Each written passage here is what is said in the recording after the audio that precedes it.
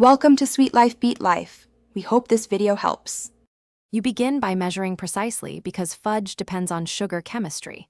Combine 2 cups sugar and 1 cup milk in a heavy saucepan, then add 4 tablespoons butter and 3 Oz chocolate. Stir briefly to dissolve grit, then set heat to medium-high. Once the mixture begins to simmer, insert a candy thermometer. Maintain steady simmer to avoid crystallization.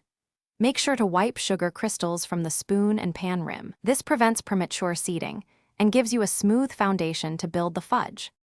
Once the thermometer reads between 234 degrees and 240 degrees F, you've hit softball stage and the sugar is ready. This controls final texture. Remove the pan from heat immediately to stop overcooking, because even a few degrees will make it grainy or hard. Let it cool undisturbed for 5 minutes to stabilize, then stir in 1 tsp vanilla and 1/2 cup cooled chocolate. Now beat the mixture until it loses shine and thickens. You pour the thickened fudge into the lined pan and smooth the top. This controls final thickness and appearance. Let it set at room temperature for 2–3 hours.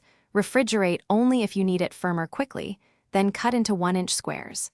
If your fudge turns grainy, don't panic. Reheat gently with a tablespoon of water until it melts, then cool slightly and beat again to encourage even crystal formation. Make sure to test one piece before storing to confirm texture and flavor.